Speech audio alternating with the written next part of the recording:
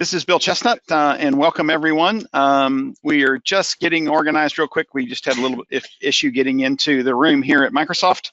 So we will get started in just a moment, waiting for a few more attendees to show up. We've got 8 people on so far.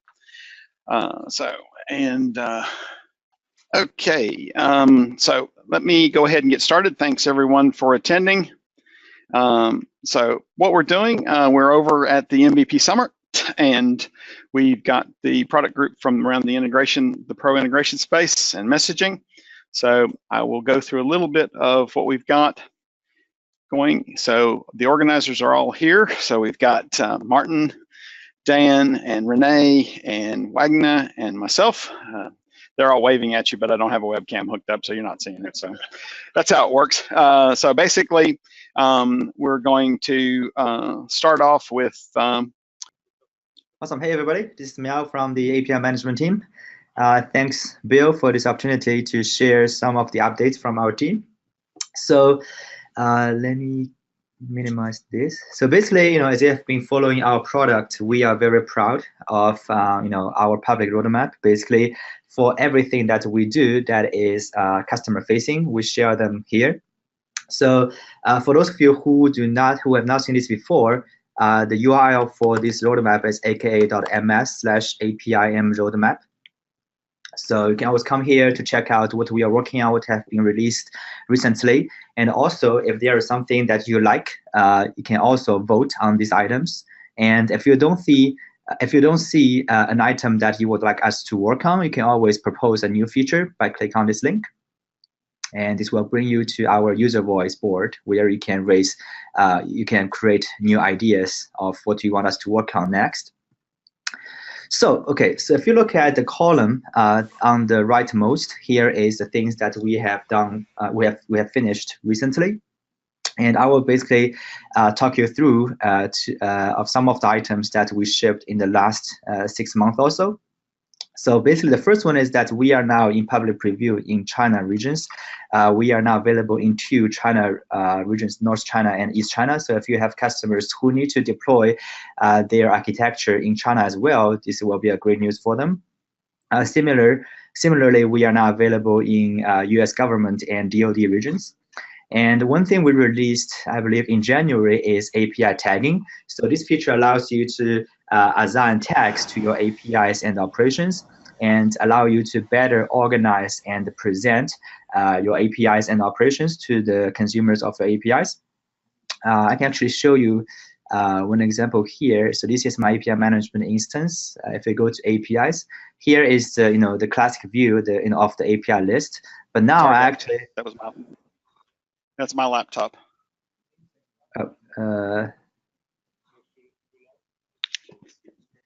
Just go back where it was. I've just turned the volume down. No. Oh, okay. You can still see my screen, right? What's that?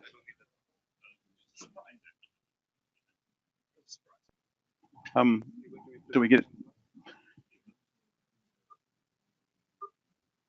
Yeah, but we're not getting the picture up there either. Are you able to see my screen?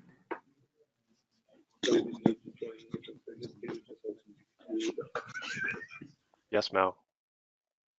Okay, cool. So do you want me to continue, or is there a technical issue?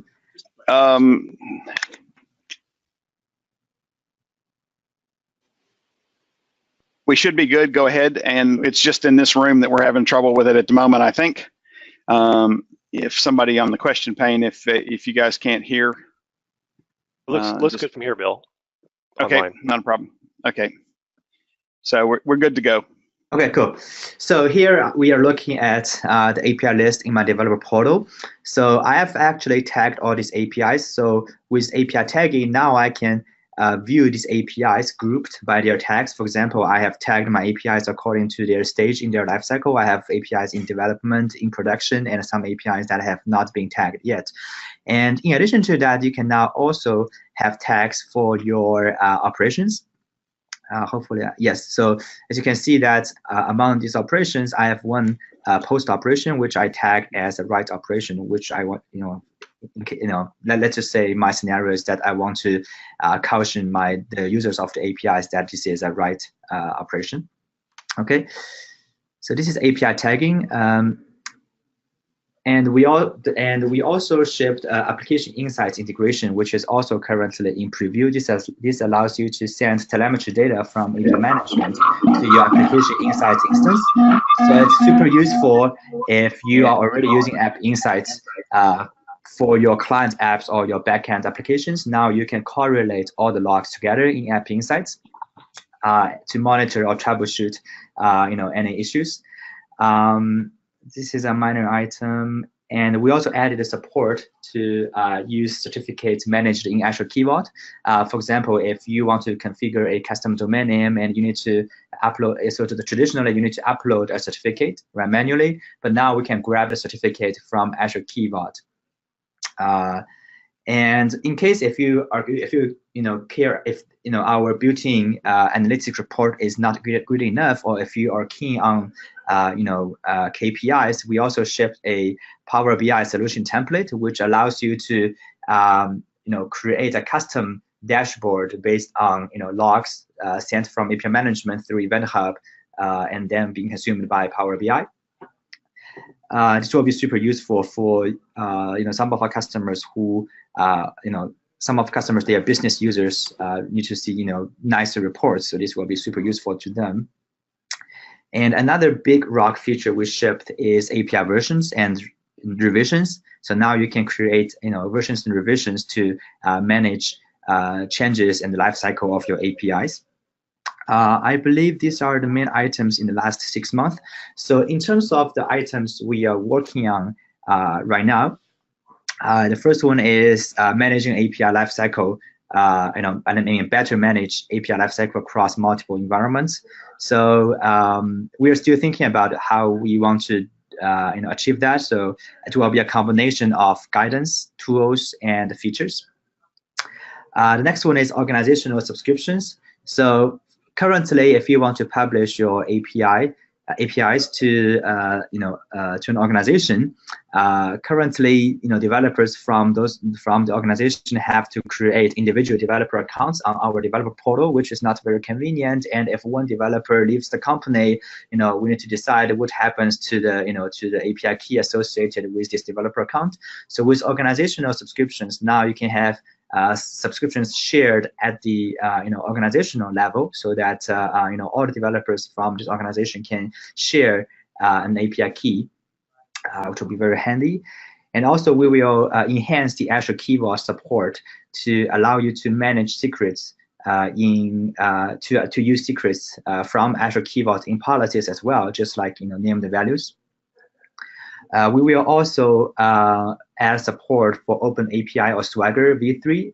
We are an active contributor to the OpenAPI initiative, and we might be the first API management provider to support OpenAPI v3. And we will also, so if you have been following our product, we have released a capacity metric last year, which is a synthetic metric showing how the consumption, how the computational power is being used in your API management instance. So we will add support of Azure Monitor auto scale, so that you can auto scale your API management instance based on selected metrics, including the capacity metric. As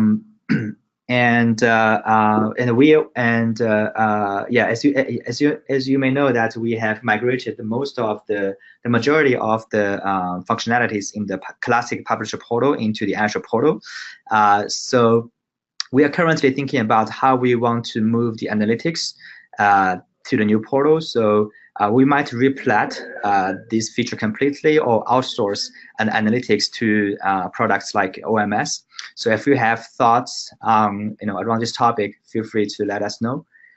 And also we will support HTTP 2 first on the client side, basically between client and the API gateway, and later from between the gateway to the backend. And improving code samples that we provide on the developer portal is another thing we are working on. And on April the 1st, we will deprecate our classic publisher portal. This is quite important if you are still using the publisher portal. So after April the 1st, the only functionalities that will remain in the publisher portal is first, analytics, and second, customizing the developer portal. So we will keep those two there before we figure out the long-term plan for those two features. But all the other features will be removed from the classic, portal. And in addition to that, we are working on a bunch of items to improve the accessibility of our product. And this is a minor item, basically to use tenant-specific AD login URL instead of using the common login URL. So that's pretty much an update from our product for the last and the next 6 months. Bill, back to you. Hello, my name is Dan Rosnova. I'm the program manager lead for Azure's messaging services. And I'm going to give a quick update. I'm going to start my timer right now on let's pick a service today, Event Grid. Okay, so Event Grid's the newest addition to the family, and we're trying to round out all of our messaging capabilities that we give you in Azure to let you do any sort of messaging scenario you want without making it confusing which product to do. We're better about the first one of those than the second right now. We're working on the messaging about our messaging. But we're making progress. So what we're really trying to do with Event Grid is change sort of the game around messaging and change this over to something that's really transparent to the user and to the consumer and sort of flip PubSub on its head. If you look at something like Service Bus, you're talking about service where you're knowing ahead of time where you're going to send everything, you're knowing what it is, all these other things. So the publisher actually has a lot of information about what's going on. And in Event Grid, we want to do the opposite. We want to make it more of a fan-out model where the publisher really doesn't even know about the subscribers who are going to listen to it, and those subscribers take more of a role in expressing their intent to receive messages and then doing intelligent things with them. And it's called Event Grid because it is taking two things that we think are important. One is eventing, like reactive style messaging, eventing in the sense that you would get from like on button click in the DOM or a Windows Forms application, and giving you a way to fire basically your types, your code, whatever that might be, in reaction to things happening. So it's really kind of a cloud incarnation of reactive programming model. You can think about it as, or the reactive part of a reactive programming architecture. So that's kind of what it is. The last year has been pretty exciting for us. We actually just started building it a year ago. So almost exactly a year ago, really started building it. And we're in a pretty good place right now. We GA'd 5 weeks ago. We are in, well, let me see, I have a portal open, I can actually see this. I think it's 14 regions right now. And we are rolling out to all regions. At the latest by this spring, we were hoping to actually have it done a little bit already sooner. And so yes, right now we're in Central US, East Asia, East US, East US 2, North Europe, Southeast Asia, West Central US, West Europe, West US, West US 2, and we will be in Australia soon, I promise. To put that actually a little bit in context, so we are actually planning this to be, like our other messaging services, a base service in Azure like storage. So there's no region in Azure that doesn't have storage because it wouldn't really make sense. So we'll put our stuff in the same category that storage is, and Grid will be everywhere. And it will be everywhere soon, very soon. So we've made that commitment because we made that promise actually to storage among other services that we would. And if you look at what we've done with this and who we've onboarded, we've actually been pretty successful here. We do have storage on Event Grid today. Event Grid is the eventing platform for Azure Storage. If you've not played with it, you really should. It's a cool integrated experience. It's not like we just bolted something on. We actually designed this carefully for a long time before we started building it with all the other teams in Azure. So when you go to your storage account, I guess I should have demoed this. When you go to a storage account, you browse to it, you see an Event Grid icon on the left, just like where you see monitoring and other stuff. And that's implicitly a topic. If you think about this in messaging terms, the storage account is a topic. It's your topic. And you are saying, I want to listen to events from the storage account. And your subscription is just giving us a filter and telling us where to push those messages. Today, those publishers include storage, We actually just recently got IoT on. That was in, I think, January. Just last month, Service Bus is now a publisher, so Service Bus can tell you when you have messages in a queue that you're not listening to, that you should be listening to that queue. And you can use that to sort of determine, what to do from there, fire your business processes, drive your logic apps so that they don't have to be polling on empty queues or queues that aren't getting any traffic. And we actually always had ARM as well and Event Hubs as publishers. We actually have some other cool ones coming up very soon. But what you can count on is that every service in Azure will be a publisher to EventGrid. It is a core piece of the platform. We're pretty excited about it. It's going to give a uniform and consistent eventing model to everything in Azure and actually to beyond. We're already working with the Active Directory team and the Office Graph team to get all of that on here. Tentative dates. Well, I mean, my engineering team promised me it would be this month, so I mean, I shouldn't have said that because I don't know if they're going to hit it, but yeah, I think I can make that happen. So yeah, that shouldn't be a problem. We're able to deploy a pretty small stamp pretty quickly. So if you need more, I mean, we may not give you 10 million events a second, but if you start asking, if you start using them, we will. How's that? But we'll get something there. A bit of a chicken and egg problem. Let's see, what else have we done? We always told you in our preview that we would give you a 24-hour retry. We turned that on recently when we GA'd, so we do have a 24-hour retry. And one of the really exciting things we were able to pull off was our GA for this. We've actually given a 4.9s SLA.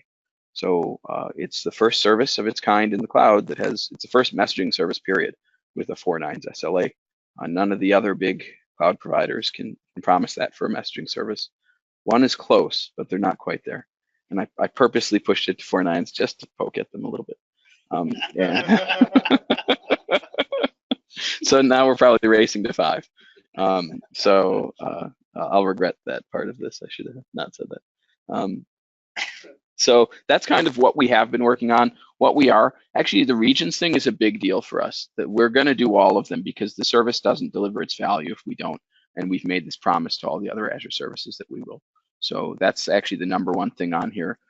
We do have some other internal improvements we want to make. There are some exciting features we'll probably be announcing at Build that I can't really disclose here, but they're cool things and they'll be very fun. But you can already see where we're going. There's no surprises here. I mean, this is going to be woven into everything we do in Azure. And there's already good experiences for it today, both in functions and in logic apps. And actually in Azure Automation has good experiences for it too. And because we're really trying to focus, like this is a messaging thing, but if you never see that it's messaging, I'll know this has been a success. I'll know that I've done a good job with it. And for automation, the good thing there is you can do stuff like infrastructure management on an eventing-based model, which is cool.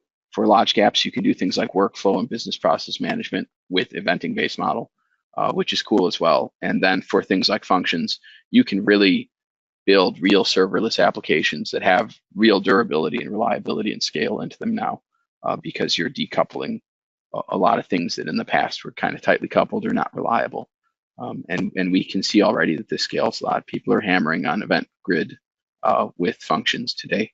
We have some pretty good cool stuff for the functions team to talk about. Not for me to. I don't want to tell their secrets. I do, but I shouldn't. How's that? I want them to keep working with me. So that's my update for what I have, and I'm going to throw this back to Bill. Thank you very much, Dan. And now we're going to pass to John Fancy. Let me just share the screen here real quick for John. And I'll hide that. And now here's John. Talk about EventGrid what? Hi, I'm John Fancy. I'm a program manager on the Logic Apps team. So what I want to do here is just kind of tell you about some of the things that we shipped over the last 12 months. So I'm going to go through each one of these items line by line, and then in another couple of hours, I'll hand over to the next presenter, right? So you can see we kind of been busy, right? A number of things that I will sort of call out, things like SOAP support, which was our #1 user voice requested ask prior to doing it. creating custom connectors was another super popular thing that customers provided feedback on. Wagner's waving his arms enthusiastically as being one of the people who asked us to do this stuff. We also added batching support, a really cool way of having a simple pattern for being able to batch things up as a group of items and then debatch them and process them individually. Large message support, a whole bunch of enterprise scenarios we've enabled over the last 12 months with Logic Apps. Another thing, I sort of wanted to call out if this PowerPoint moves, which it does, okay, it's just the number of connectors we shipped as well. In terms of just overall scale, it's like this is all of the connectors, all the new connectors that are shipped in the past 12 months. I don't even know how many there are here, but there's supposed to be close to 100 or so. Everything from computer vision, a whole bunch of connectors around cognitive services for doing things like optical character recognition to computer vision, object recognition to building bots. Integrating with other Microsoft services like Teams, which is kind of a brand new service in the last 12 months that we as a company shipped, through to Skype for Business and a whole bunch of third-party services as well. And we're going to continue to ship more and more connectors, and a number of things that we're focusing on right now, which kind of neatly takes me to the next slide, is what's next. So lots of great stuff over the last 12 months, but what's coming next? So I wanted to share this link with you guys. It's the first time we publicly shared this. This is our public roadmap. So I'll just pop over to Trello. So if you click on that link or you type in that link and open it up, you'll see this. Very similar, this was a great idea the API management guys had, so we just stole it. And what this shows you is, as you can see, is what we've done recently, what's up next, and what we recently completed, as well as our backlog as well. We're still going to use user voice, so you won't see the sort of voting on here. We still encourage you to use user voice. Go to aka.ms/logicapps-wish to add items in user voice and vote them up. But we'll make sure that we link all of those items back to here so that you get full traceability and trackability across all of the features that we're tracking in user voice, and you can vote for those and then see how we're doing with the progress of those over time. So if you just look at this right now, I can just talk through these. It's like probably the biggest thing that we're working on right now and in progress is isolated logic apps. So this is a new capability that will be going into private preview next month. So if you're interested in this, send me mail or send a team mail. You can just send an email to Logic Apps email or send me email at johnfan@microsoft.com. What this means is an isolated stamp or an isolated environment for you to run Logic Apps in Azure, which enables a whole bunch of associated functionality that people have been asking for of us, particularly things like VNet connectivity, workload isolation for predictable performance, as well as predictable price. So you'll pay a fixed monthly cost for the environment that you create, and then you can just load that up, and you'll just see a fixed price at the end of the month in your bill. So for those of you who anticipate or are already running, very high consumption workloads and Logic Apps, this could make sense for you to actually reduce the size of your bill, as well as getting those other, additional features like VNet connectivity and a more predictable performance model and storage isolation and things like that as well. Other things we're working on, we are going to be introducing some new, pricing or feature models in Logic Apps called plans. I won't talk too much about that just yet because that's something we're literally still working on right now. It's probably something we should, have a follow-on conversation about. We just lit up, or will be soon, we just announced the US government Azure region on Monday at the Tech Summit in DC. That goes to GA next month. We are working on what else? Let's have a look. XSLT3 support. That's another key thing that was up there on user voice for a long time. We've had XSLT1 support for a while. XSLT3 is coming soon. It's in progress, as you can see from this dashboard that we put together. And then there's some sort of a longer term things you sort of look at, things that are under next up. Like coming to the China region, improving our testability story, so you can make it even easier once you create Logic Apps to actually test those capabilities to allow you to more easily see what's going on in your Logic Apps and make them easier to create, test, and deploy. improvements to dynamics and our integration there, key vault support, rich text editing in the designer, so a great experience to be able to create sort of rich text experiences, particularly relevant for email when you want to send out sort of email templates and parameterize those, be able to do that sort of thing as well. I think that's probably it. I mean, you guys can just look at it at your leisure. Encourage you to bookmark this page and sort of check often, and definitely use user voice as well to let us know what you think we should be focusing on, and then use this Trello board to track it and provide feedback. Okay, Bill, he's running over. Thank you very much, John. So what we're going to do now is we will shift over to Paul Larson for a bit on the BizTalk. So let me change presenters to Paul. I'm going to cheat and bring up PowerPoint this way. How's that? That works Bill. perfect. Thanks for the opportunity to talk to everyone down under. Cheers, everyone. So recently, if you look at the last 6 months, and some folks may have missed this, we were focused on primarily two things: supporting existing customers, running our 2013 through 2016 releases, and then releasing our second feature pack for 2016. And one thing I want to call out here is that when we release a feature pack, we endeavor to concurrently release the feature pack as standalone, and then the feature pack with an integrated latest cumulative update. There was a small delta in November between FP2 and FP2 with CU3. And then also, you'll see here in January, when we release a new CU, which was CU4 for BizTalk Server 2016, we are committed to concurrently releasing the most recent feature pack with that latest CU, again, as an integrated packet, set of packages in all localized languages. And so in January, we actually got these out on the same day. If you look at Feature Pack 2, it's very much about touch points with Azure. So Meow talked about the most recent updates for API management. And in our Feature Pack 2, you can publish orchestration endpoints to API management, really cool capability. Also, Dan talked about event hubs, and you know him for Service Bus. Our Service Bus adapter needed support for partitioning. It's required for enterprise, and we added that in Feature Pack 2. And then also we support sending and receiving messages to event hubs for event-driven applications, another really cool feature. And then also group level, transport level tracking. You can emit that and send that also to event hubs. Something to call out here, Transport Layer Security 1.2, an off requested capability for securing your environment. That first came out in BizTalk Server 2016 FP2.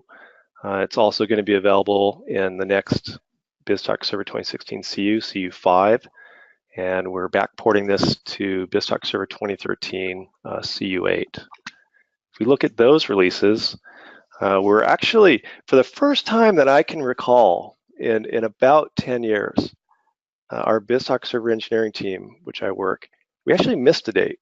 That's amazing, because we usually don't. If anything, we ship early. But our BizTalk Server 2013 R2 CU8 was scheduled for February, but now it's mid-March. So it can take an effort sometimes to integrate our customer requested hot fixes and the new capabilities like TLS 1.2 into these CUs, and that's what happened here. Also, what's probably the last CU for 2013, CU7, that'll be coming out this month also. And I'll talk about the products for Lifecycle here in a second.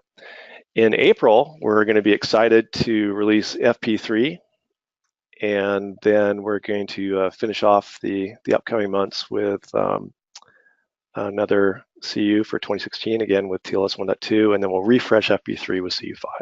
So let's look at FP3 briefly. It's all about Office 365. So one of our most commonly used set of connectors are for POP3 SMTP Exchange. And so now cloud-based worker productivity and collaboration. These are one of our top 10 requests. And so we have a set of new adapters for BizTalk Server 2016 that'll connect with sending and receiving email, setting and updating schedules, and utilizing contacts. Really cool stuff. In order to connect to Office 365, we need to support OAuth, and so we plumb that into our enterprise single sign-on, so the adapters can use single sign-on to have granular connectivity, secure connectivity authenticated with individual AD accounts. And then lastly, we're catching up on some of our advanced scheduling, getting down to greater precision, hours, minutes, and seconds. And for those of you, for most of you that use logic apps, you understand how that scheduling works there. This allows BizTalk transports to have similar scheduling. Support Lifecycle. I am required by the lawyers. No, I want to call out that our BizTalk Server 2013 R2 Lifecycle standard support ends in early July of this year. And so it's incumbent upon you to start working on your plans for an eventual upgrade to 2016. And also if you have tier 1 application, mission critical applications, and you're looking for extended support, I believe you need to get those contracts in place before the end of standard lifecycle. To help you migrate from existing BizTalk server installations, our Microsoft IT organization has developed a tool that will dehydrate your existing BizTalk server 2010 through 2013 R2 installations and all the artifacts. You can target a new BizTalk server 2016 installation, and then we'll rehydrate those artifacts. Based on feedback I've heard, works really well. Some issues with BizTalk server 2009, so when you run into issues, give us a call. We can talk about it. So we're very much driven by our enterprise customers. There's nothing you can't ask for. I'm not saying we're going to be able to deliver everything promptly, but we definitely run our business on your input. And if you look at the top 10 asks, some of these we're delivering in FP3, some things we're thinking about.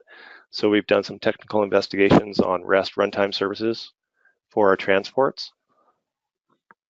We're also considering changes to our licensing in the next release. Definitely get a lot of feedback on read-only administration, so creating another BizTalk server security group. And then, of course, with FP3, we're supporting collaboration through Office 365 and putting in the OAuth support.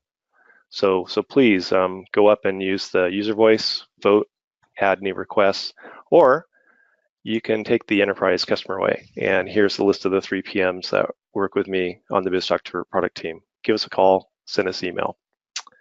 With that, I'd like to turn the mic over back to Bill. Thanks. Okay, thank you very much, Paul. So basically, we will let me just change the presenter back to myself. And basically what we're going to do is we're going to open up some questions. I've got the question dialogue here on my screen. And so if you've got some questions, okay, so from Nikolai, will you ever consider making feature pack available to BizTalk standard license with SA? I'll take that. Okay. Yeah, no, I've heard that before, and we are actually revisiting our feature pack licensing for FP3 to make sure that we're doing the level best for our customers with software assurance. And I'm not really certain why we targeted enterprise and developer only. So for me, it's not logical, and so we're definitely revisiting that.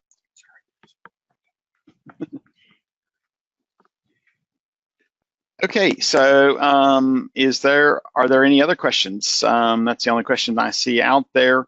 We will make this recording available on our YouTube site, and I'll send out an email with that link to that.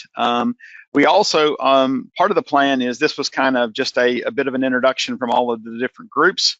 We will also later on in the year schedule some more detailed sessions from each one of the groups as different things are available for them to talk about. So that's one of the things as the roadmaps become more apparent, and then we'll do that. So if there's no other questions, we will go ahead and end this call. Actually, sorry.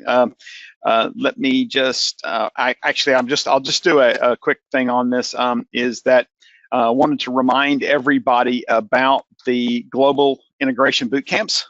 So we have boot camps scheduled for Perth, for Brisbane, for Sydney, for Melbourne, for Auckland, in our area. So, and I think, pretty much think there's tickets available. There's not many tickets left for the Melbourne one. I know there's probably only 2 or 3 tickets left for the Melbourne event, but I think there's tickets left for all of the other ones. We will be starting a wait list on the Melbourne one once the tickets sell. And what I'm going to do basically with those tickets is that you can come along on a waitlisted ticket, but it'll just depend on if everybody shows up. Last year we had about a 35% no-show rate, so you'll be pretty safe to show up with a waitlisted ticket. So, and we're having it this year at the Cluster on 31 Queen Street. So, really nice facility that we're using for that, thanks to Mexia. So I think that's pretty much it. No other questions. Thank you very much for attending.